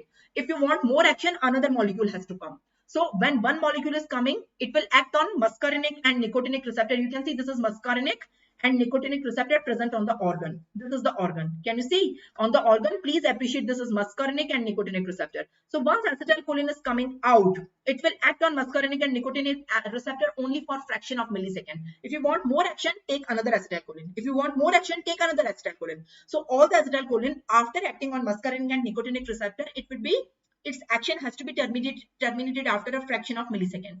How its action is terminated? So there is an enzyme in this space. I'm talking about which space? The space between the nerve and the organ. This space, the space between the nerve and the organ. In this space, acetylcholine will come. As soon as it will come, it will act on muscarinic and nicotinic receptor for a millisecond. After that, in this space, there is an enzyme. The name of the enzyme is acetylcholine esterase. What is the name of this enzyme? Acetylcholine esterase. So it will cause degradation of the acetylcholine. The molecule is destroyed. So it will degrade the acetylcholine into two components, acetyl and choline. Choline is reuptake. Choline is taken for the reuptake. Let me show you the same thing here. Acetylcholine is degraded into two parts, acetate and choline, by the enzyme choline esterase enzyme. Can you see? This is the enzyme I'm talking about, acetylcholine esterase enzyme. This enzyme is present in the space between the nerve and the organ. Once acetylcholine comes out of the nerve, it acts on muscarinic and nicotinic receptor for a millisecond. After that, this enzyme is acting and converting into acetate and choline. Acetate and choline both are used for reuptake in the blood and used for the resynthesizing acetylcholine. Everyone give me a thumbs up. Everyone give me a thumbs up. Now coming on the receptors. Everyone give me a thumbs up first. Have you got this? Now coming on the receptors, the cholinereceptors. As I've told you, there are two types of receptors, the muscarinic and the nicotinic, right? Now, if you know the classification of the receptors, which I have taught you in general pharmacology, you can watch my lectures of complete general pharmacology, the pharmacokinetics and pharmacodynamics series on YouTube. It's already available. You can search the series by my name, Dr. Priyanka Sachdev Pharmacology series. So you will find all the free series on YouTube, which I have already taken. You can see the classification of receptors. So muscarinic receptors are G-coupled protein receptors and nicotinic are not G-coupled. They are ligand gated. In दोनों पे भी MCQ आता है. So there is an MCQ on this point. So muscarinic and nicotinic. Okay. How many type of muscarinic are there? Muscarinic is of 5 types. M1, M2, M3, M4, M5. But important is only 3. So I will teach you only M1, M2, M3, not M4, M5. But actually they are 5. Nicotinic are only 2 types, NM and NN. NM and NN, right? Okay, so you can see it is muscarinic and it is nicotinic. Muscarinic and nicotinic receptors I'm talking about. As I told you, muscarinic are of 3 types, M1, M2, M3, and nicotinic is not N1 and 2. Nicotinic is NM and NN. These are the 2 types. So first learn the organs on which these receptors are present. So studying the drugs, when I will teach you the 2 chapters, cholinergic and anticholinergic, this will be the master table, right? I will, with the help of this table only, I will explain you the action of the drugs, the uses of the drugs, and the side effect of the drugs. So first learn the organs on which M1, M2, and M3 are present. You have to learn the list. It's very important to understand these chapters. M1 is present on 3 organs. First in the brain for the learning. Second, the ganglion, the junction, between the preganglion and the postganglion, the junction is known as ganglion. So ganglion is autonomic ganglion, and the third is gastric parietal cells in the stomach, the gastric parietal cells. M2 are present only one organ, that is heart. They are present only on heart. M3 are present on rest of the body, that is smooth muscles throughout the body. Smooth muscle kahan pe hai? Throughout the body there are many smooth muscles, but I will consider only 3 which are important. Number 1, lung. Number 2, GIT, the peristalsis, and the urinary bladder. These 3 organs I will consider. Eye, in the eye also M3 is present, the pupil of the eye. The glands, throughout the body there are many glands. Sweat gland, lacrimal gland, salivary gland, tracheobronchial gland, gastric gland. These all glands M3 are present. In the blood vessels also M3 are present. And in the male sex organ, that is penis, also M3 are present. So these are the organs in which M3 are present, right? So you have to learn M1, M2, M3 distribution like this. So first divide the organs into M1, M2, M3. This table is really very important. You will realize the importance of this table once I will start the first chapter, cholinergic drugs. You yourself will realize the importance of this table. So M1 is present in 3 organs, M2 present only in 1 organ, M3 present in rest all the organs, especially 5 organs. So can you name them? M1 is present in the brain, that is in CNS for the learning. It is present at all ganglions, the junction of the pre and the post. We know that at ganglion also acetylcholine is released. So that at the ganglion also M1 is there. And the third, gastric mucosa, that is in stomach, right? M2 is present. M2 is present only one organ, that is heart. M3 is present in all smooth muscles throughout the body. Smooth muscles mean there is lung, there is GIT, there is urinary bladder. It is also present in the eye. It is also present in all the glands in the body: salivary gland, lacrimal gland, tracheobronchial gland, stomach gland, pancreatic gland, intestinal gland, all the glands. Not only this, it is present in the male sex organ also, that is penis. And one more I am missing here. What is that? Salivary gland. Salivary gland is covered here. Blood vessels. These are the organs in which they are present. Coming on NM and NN, that is nicotinic. These are nicotinic. We are done with muscarinic. Now I'm teaching you nicotinic receptors. In the nicotinic receptors, it is NM and NN. NM is present at the neuromuscular junction. And NN also present at the ganglion, adrenal medulla, and CNS. Not really very important, right? Now let's start the chapters. Before that, we have completed the general considerations till now of the autonomic nervous system. There are few questions which are already asked in the previous year question papers of NEET PG, FMG, INICT, AIMS, JIPMER, PGI. That from this portion I would like to launch in front of you. I guess everyone got the concept and you would be able to answer these questions very correctly. This is the first question in front of you. Can you answer it? Please read the question thoroughly. If you know the answer, please write your answer in the chat box. Please everyone. Preganglionic parasympathetic fibers are not carried by which of the following cranial nerve? I told you that there are 2 nervous systems, autonomic nervous system, the parasympathetic one and the sympathetic one, right? Parasympathetic one arises from the cranial also, spinal also. Sympathetic arises only from spinal, not from cranial, right? Parasympathetic arises from 4 cranial nerves. Nerve number 3, 7, 9 and 10. And from the spinal, it is the sacral portion of the spinal which carries parasympathetic system. Yes, that I have already taught you. So that is the summary of parasympathetic, that is craniosacral. In the cranios, 3, 7, 9, 10 and sacral. Sympathetic system, there is no cranial component. None of the cranial nerve out of the 12 pairs of the cranial nerve carries sympathetic system. From the spinal, it is present in dorsolumbar, thoracolumbar, or thoraco also known as dorsal lumbar. Yes.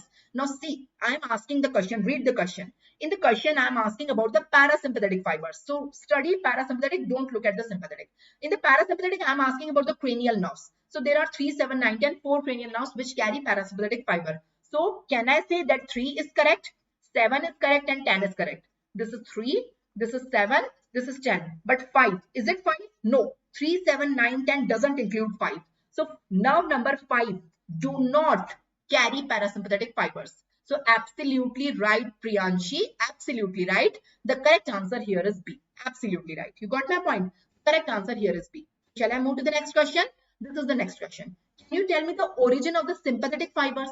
Just now I taught you sympathetic fibers arises from the cranial nerves, from the sacral portion of the spinal nerve, or dorsolumbar portion of the spinal nerve, or none of the above. It's very easy question. Just now I taught you. Just now I taught you the sympathetic and parasympathetic. Just now I taught you. So what's the origin of the sympathetic nerve fibers? Can you tell me? The parasympathetic one and the sympathetic one. Just now I taught you parasympathetic arises from cranial also, spinal also. Sympathetic do not arise from cranial, only spinal. So currently I am asking about the sympathetic nerve fibers. Yes, yes. So Gummings, Dipansh, Priyanshi, Anirban, you all are right. The correct answer here is dorsolumbar. So sympathetic system, the spinal portion is the thoracolumbar. Thoraco also known as dorso. So dorsolumbar, and here it is sacral. Here it is sacral. Here it is dorsolumbar. In cranial, it is 3, 7, 9, 10, and none of the cranial here. If you know this table, many questions can be correct. All these questions are from the previous year question papers of one of the exams, some of the exams. This is the next question in front of you. Very good. All those who have answered it correctly, very good. Exocytic, this is C, huh? Exocytic release of acetylcholine is blocked by. I taught you 3 toxins right now. What were the 3 toxins right now I taught you? I taught you the first toxin is hemicolinium. The one who are watching my lecture from the beginning, they are knowing. The second toxin I taught you is vasamicol. The third toxin I taught you is botulinum and tetanus toxin. So I taught you the 3 toxins, the mechanism of the 3 toxins. Hemicolinium inhibit the synthesis, vasamicol inhibit the storage, and botulinum inhibit the release. What the question is about? Now read the question. Now read the question. I'm asking about the release. Release is blocked by. The release of the acetylcholine is blocked by. Which toxin? Now I guess everyone will be able to answer it correctly. I'm not asking about synthesis is blocked by, storage. Release is blocked by. So you can see the release is blocked by botulinum and tetanus. Both are correct. But in the option only botulinum is there. Tetanus is not there in the option. So correct answer is B. No, Priyanshi, it's not C, it's B. You got my point. I guess by mistake you have typed C, right? It's B. Correct answer is botulinum. It's B. Yes, you got my point. Now I'm changing the question. I'm changing the question. You all those who have answered it correctly, then answer me again. Instead of release, if in the question I say synthesis, instead of release, if I say synthesis of acetylcholine is blocked by, then what is your answer from ABCD? See, I've summarized it very beautifully. I have summarized it. If I'm asking about the synthesis blockage, what is your answer now? Your answer, yes, your answer will become A now. Yes, very good. In this scenario, your answer will become A. If I'm changing the question again, instead of this, I am asking the storage. Storage of acetylcholine is blocked by. Now, what is your answer? What is your answer? Now, everyone understood. It's common sense. Yes. In this scenario, your answer will become D. That is vasamicol, right? So, depending what is the question, your answer is changing, and you should be prepared for all questions, right? So let me move to the yes. Very good. Very good. Coming to the next question. This is the next question in front of you. Now read the question carefully. Don't just rush. It's the easy question, but a tricky one. You can say it's a tricky one, right? So see, preganglionic transmitter, neurotransmitter of the sympathetic nerve fiber. I'm asking the neurotransmitter of the sympathetic system, but the preganglionic one, not the postganglionic one. I'm asking the preganglionic one. Now what is the answer? Yes. Anirudh, you are absolutely right. Right. Priyanshi, you got confused, I guess. Yes, anyone else? What is the correct answer? What would you like to say? What would you like to say? Yes, yes, Siddhika. Yes, Dipanjan. The correct answer here is acetylcholine. I taught you that preganglionic neurotransmitter is always acetylcholine, whether it is sympathetic or parasympathetic. Here I have asked the question about sympathetic. Sympathetic की जगह अगर question में parasympathetic भी दे दूं मैं, तो भी answer is same. For sympathetic and parasympathetic, the neurotransmitter, the preganglionic neurotransmitter is same, and it is always acetylcholine. It is always. No, it is not adrenaline. It is not epinephrine. The answer is acetylcholine, right? Okay, I would like to show you this diagram. Those who are confused for this question, I would like to show them this diagram. Give me a minute. Let me show you the diagram and then let me start the chapter. Can you all see this diagram? See this diagram. Can you see the two systems? Yes, you all can see the two systems. This is parasympathetic, this is sympathetic. In parasympathetic and sympathetic, this is the preganglion. The first nerve is the preganglion and the second nerve is the postganglion, right? See, at preganglion, the neurotransmitter is always acetylcholine, whether it is parasympathetic or whether it is sympathetic. That was about the question. In the question, I have not asked the postganglionic nerve fiber. I've asked the preganglionic nerve fiber, preganglionic neurotransmitter in parasympathetic and sympathetic. That is the neurotransmitter at the junction. It is always acetylcholine. If you talk about postganglionic, in parasympathetic, it is acetylcholine. But in sympathetic, it is noradrenaline or norepinephrine. One and the same thing. You got my point? You got my point. Now see your question. If you got this diagram, now see your question. Now, tell me the answer. Now read the question. I'm asking about the preganglionic neurotransmitter of the sympathetic. Now, whether it is sympathetic or parasympathetic, preganglion is always acetylcholine. But if I change the question, if I'm changing the question now, I'm asking instead of preganglionic, I'm asking postganglionic. What is your answer now? Postganglionic of the sympathetic. Postganglionic of the sympathetic is noradrenaline. So answer will become A in that case. You got my point? So this is how the questions can be tricky. They are easy, but still they are tricky. Let me start with this overview, with this everything. Let me start the first chapter, the cholinergic drugs. Now the chapter will be fun for you because you know the basics. It will be fun for you. Let me start the cholinergic drugs, that is parasympathomimetic drugs, right? So cholinergic drugs are of two types. What are the two types? There are two mechanisms of action of the cholinergic drugs. There are two types of cholinergic drugs. What are the two types?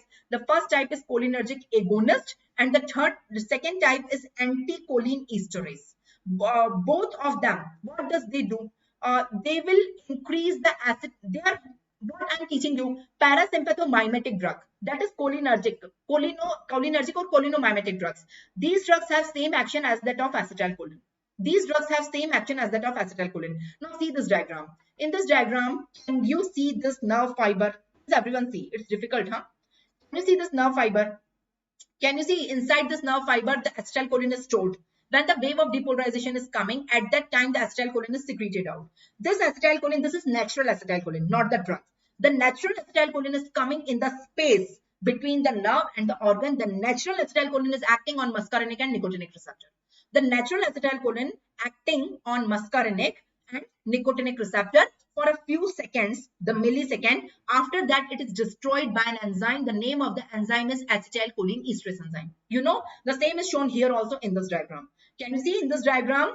Can you see in this diagram? This is the natural. I'm saying natural acetylcholine, not the drug. I will talk about drugs also. This is natural acetylcholine. When the wave of depolarization is coming, it is coming out. It is released here. And after release, it is acting on muscarinic and nicotinic receptor for millisecond. After the millisecond, fraction of millisecond, it is destroyed. It is destroyed. It is destroyed by an enzyme. The name of the enzyme is acetylcholinesterase enzyme. Give me a thumbs up if you know this basic. Now, I want to give this patient a drug. What the drug?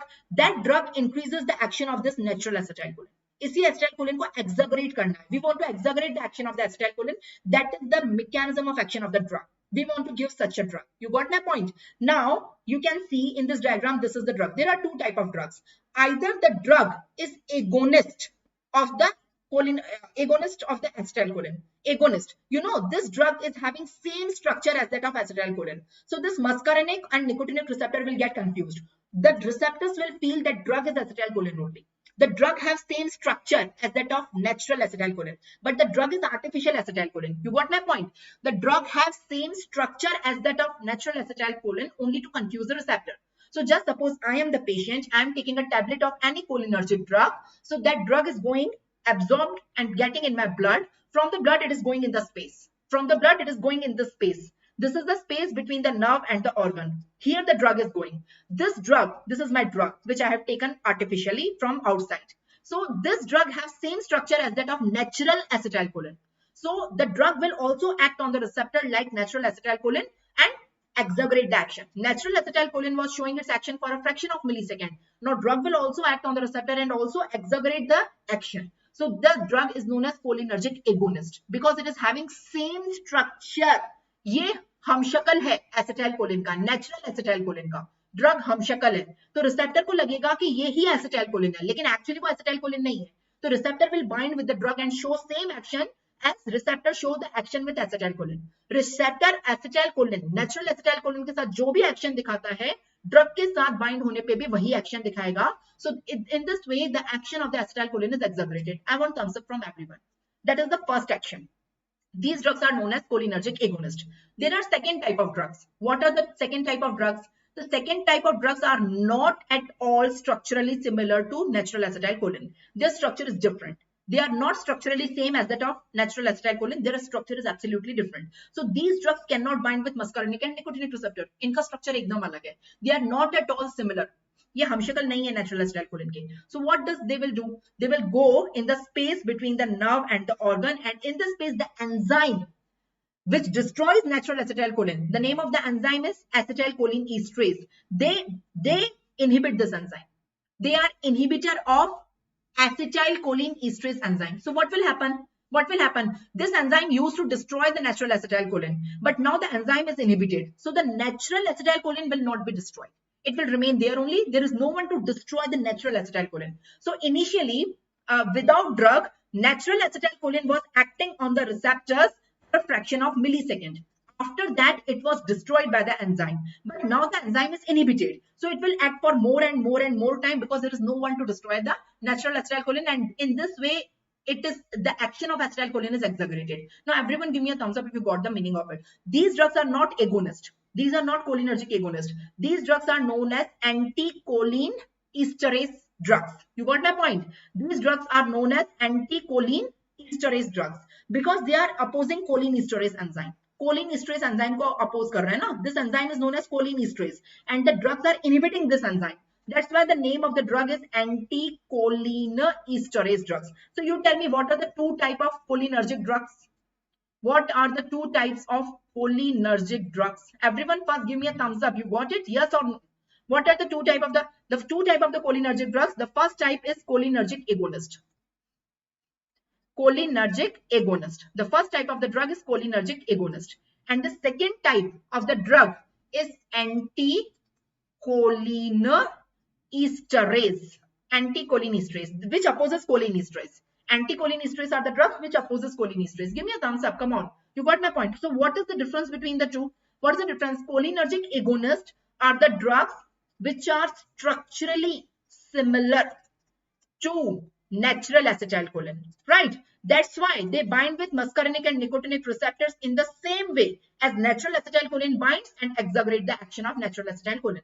Everyone give me a thumbs up. On the contrary, anticholine esterase are the drugs which are structurally different, not similar.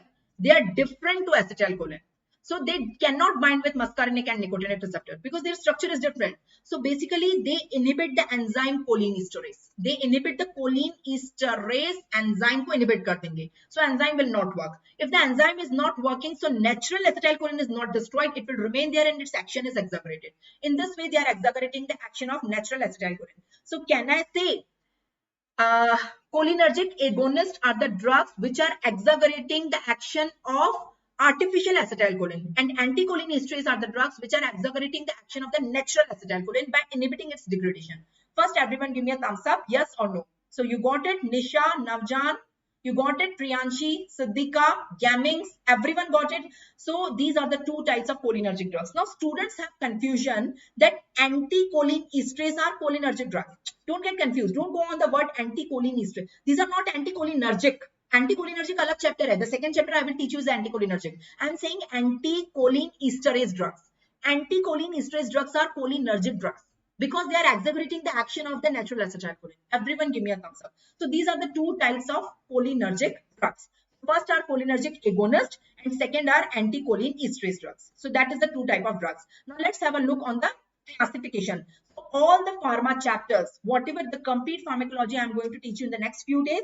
So my protocol will be same. I will teach you the classification of that chapter, then mechanism of action, then actions, then uses, then contraindication and side effects. So in this manner only you have to study the complete pharmacology. So pharmacology have a specific way of studying. If you study the pharmacology in a comparative manner in these headings, it will be fun for you. It will be the most easiest subject out of the 19 subjects, I must say. Right? Let me start with the classification of cholinergic drugs. As I have told you, there are two types of cholinergic drugs. Cholinergic agonist, which are structurally similar to natural acetylcholine, and anticholine esterase, which are structurally different from the natural one, but they inhibit the enzyme cholinesterase. So these are the two types. So see, the classification is in front of you. Everyone see the classification: cholinergic agonist and anticholinesterase. You got my point? That is based on mechanism of action. They are of two types. Now you tell me one more thing here. You can see the two type of the drug. So this is drug 1. This drug 1 is cholinergic agonist. That is, it is exactly same structure as that of natural acetylcholine. So it can bind with the muscarinic and nicotinic receptor in the same way as natural acetylcholine is doing and stimulating the receptor in the same way, right? This drug 2, is anticholinesterase drug. It is not structurally similar to this natural acetylcholine. It is inhibiting the enzyme anticholinesterase enzyme, so that the enzyme do not inhibit the natural acetylcholine, and natural acetylcholine will remain here for a longer time. So its action is exaggerated. Now this drug 2 is enzyme inhibitor. So enzyme can be inhibited by two ways: reversible inhibitor or irreversible inhibitor. So I can say that anticholinesterase drugs are of two types: reversible inhibitor of the enzyme and irreversible inhibitor of the enzyme. The reversible inhibitors of the enzyme are carbamates, and irreversible inhibitor of the enzymes are organophosphates. You got my point? So that is the broad classification. You got it. So broadly, we classify cholinergic drugs into two categories: cholinergic agonist and anticholinesterase drugs. Anticholinesterase drugs are the drugs which inhibit the enzyme. So whether they inhibit the enzyme reversibly or irreversibly, these are of two types. Reversible inhibitors of anticholinesterase enzyme are carbamates. Carbamates is the group of the drug. And irreversible inhibitor of the anticholinesterase enzymes are organophosphates. These are organophosphates. Give me a thumbs up. Come on, you got my point. So that is the thing. Now agonists again are of two types. Agonist, based on their structure, whether they are esters or alkaloids, they are classified into two categories. If you want to classify this, classify, otherwise you can write in continuation also. So agonist mein there are total 7 drugs. So acetylcholine, this acetylcholine is artificial acetylcholine, not the natural one. One we are having the natural neurotransmitter acetylcholine, this one is artificial one. So acetylcholine, methacholine, carbachol, bethanechol, these 4 are esters, and muscarine, pilocarpine and arecolin. These are alkaloids. So total 7 drugs are structurally similar as that of acetylcholine, and these are known as agonists. So say it, pronounce them clearly. So what are they?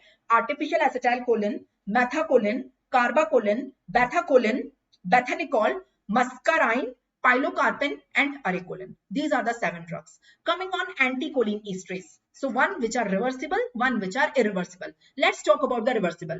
As I told you, reversible ones are carbamates. So how many carbamates are there? Physostigmine, neostigmine, pyridostigmine. So 3 are stigmine. Physostigmine, neostigmine, pyridostigmine, rivastigmine. 4 are stigmine. 4 तो stigmine हो गए. उसके अलावा एड्रोफोनियम, डोनेपाजिल and galantamine. So again there are 7 drugs. Right. Coming on irreversible inhibitors. The irreversible inhibitors are organophosphates. So organophosphates contain ditor, that is DFT, that ecothiopate, malathion, diazothione. So these are the important drugs. Please everyone learn, these are the important drugs. Organophosphates are basically pesticides and insecticides. Right. So we are done with the classification of the drug. You know the classification correctly? Yes. I know the classification of cholinergic drugs. We divide them into 2 categories. The one which are agonist and the one which are anticholinesterase. You know their mechanism of action also. Anticholinesterase. Agonist, there are 7 drugs. If you want to divide them into esters and alkaloids, divide them. Otherwise, you can write in continuation also. Anticholinesterase are of 2 types. The reversible inhibitors known as carbamates and the irreversible inhibitors known as organophosphates. So learn their names inside each category, how many drugs you know. So say it again and again, so that classification should be at the tip of your tongue. After classification, coming on mechanism of action. I've already taught you the 2 mechanism of action. So draw 2 flowcharts. There are 2 mechanism of action. One by one, I will show you both. So this is the mechanism of action of the cholinergic agonist. Cholinergic agonists are the humshakal, that is structurally similar to natural acetylcholine. Since they are structurally similar to natural acetylcholine, they act on muscarinic and nicotinic receptor easily, and they can stimulate these receptors in the same way as natural acetylcholine is doing. So this is the drug 1, that is agonist. It is binding with muscarinic and nicotinic receptor in the same way as natural acetylcholine is doing and stimulating the receptor in the same way. So that is the mechanism of action. you have to write in this way, in the form of the flow chart, not paragraphs. Give me a thumbs up. This is another drug, that is mechanism of action of the second type of drug, anticholinesterase. Anticholinesterase are the drugs which inhibit the enzyme cholinesterase. As the name indicates, cholinesterase ka opposite, that is anticholinesterase. Anticholinesterase are the drugs which inhibits the enzyme cholinesterase. These are competitive inhibitors, competitive reversible, competitive irreversible. Both of them are competitive. So they protect the natural acetylcholine from degradation. Natural acetylcholine is not destroyed. It is not hydrolyzed. It is not destroyed. So natural acetylcholine will remain on the muscarinic and nicotinic receptor for more time because there is no one to destroy them. So it potentiates the action of natural acetylcholine. So it will produce cholinergic effects. Everyone give me a thumbs up. So this is drug number 2. It inhibits anticholinesterase enzyme. So exaggerating the action of natural acetylcholine, the natural acetylcholine will remain at muscarinic and nicotinic receptor for a longer time because the enzyme which destroy them is inhibited by the drug. There are two types, carbamates, which are reversible inhibitors, and organophosphates, which are irreversible inhibitors. Everyone give me a thumbs up. We are done with the classification. We are done with mechanism of action. Let's start action. Let's start. Shall I start actions right now? Yes. I will start the actions of the drug now. In the actions of the drug, that is the table you can see, the muscarinic table. I have already discussed this table at the beginning of the lecture. M1, M2, M3 receptors are present where. So this table is for natural acetylcholine, but this table is for the drugs also, because drugs, what basically they are doing, cholinergic drugs, they are exaggerating the action of acetylcholine only. So the same table can hold good for the drugs also. So in this table, we will understand all the actions, first of M1, all 3 actions, then M2, only 1 action on the heart, and then of M3, the action on various organs. We will understand them. अब इनमें से जो अच्छे action है, the action which are favorable for humans, I will mark them as uses, and the actions which are bad for humans, which are harmful for humans, I will mark them as side effects. So corresponding to the action, we will complete uses and side effects also. You got my point? So this is unique way. What is unique way? In my teaching, let me show you the final table. I will discuss all this table. Let me show you final हम कहाँ आके पहुँचेंगे. So finally we will reach like this, the uses and the side effects. Just a second. The good things, the beneficial effects will be marked as uses, and the harmful effects will be marked as side effects. So this is the final summary. At the end of the chapter, you will be like this. You will be like this. The red one are the uses. The blue one are the side effects. You got my point? Or contraindications. So whatever good effects are uses and whatever bad effects will be side effects. So no need to learn the uses and side effects of any drug separately. It will be covered in this table only, and this table is going to be master table. If you know this table, if you remember this table, everything can be explained from this table only. So I will explain you the complete chapter, the cholinergic, anticholinergic, the 2 chapters in this table only. 1 table and 2 chapters will be covered. So you can also use the 2 different color pens, one for the favorable effects, that is uses, one for the harmful effect, that is adverse effect. So meanwhile, when I will explain you the action, the favorable one will be marked as uses, and the unfavorable one, the harmful one, will be marked as actions. And in the end, we will summarize what are the uses, what are the adverse effects, or what are the contraindications. You got my point? Give me a thumbs up. So in this unique way, I am going to cover the autonomic nervous system. This is the table, the master table for the first 2 chapters, that is cholinergic and anticholinergic. After that, I will give you another table in which I will give you the receptors. This is muscarinic and nicotinic table. After that, I will give you alpha beta. The alpha beta receptors are present. The same type of table with alpha beta receptors. So in that, I will complete the next 2 chapters, that is adrenergic and anti-adrenergic. So just learn the 2 tables, muscarinic nicotinic table and alpha beta table. If you know the table, the master table, all the uses, adverse effects, actions, contraindications can be explained based on that table only of all the drugs. That is cholinergic, anticholinergic from this table, and adrenergic, anti-adrenergic from alpha beta table. Everyone give me a thumbs up. This is the unique way I'm going to teach you the complete autonomic nervous system. But currently, I have to stop the lecture because I'm having the next pathology sessions planned ahead. So I will continue the pharmacology lecture tomorrow. I will continue the same chapter tomorrow. I will start morning 7 o'clock. 7 o'clock in the morning, I will start. I will continue with the next episode, autonomic nervous system, episode number 2 and episode number 3 tomorrow. We are having 2 lectures tomorrow, one from 7 to 9 and another from 9 to 11:30. So these are the 2 lectures we are having tomorrow morning. So I will continue with episode 2 and 3 tomorrow. In the episode 2, I will continue with cholinergic drugs, and in episode 3, I will continue with anticholinergic drugs. So tomorrow, 2 chapters out of the 4 will be done. So stay connected. Currently, I'm having the pathology lectures. So what are, I'm having 3 pathology lectures. They are the free lectures, right? The first lecture currently after 15 minutes, I'm having at 10 o'clock.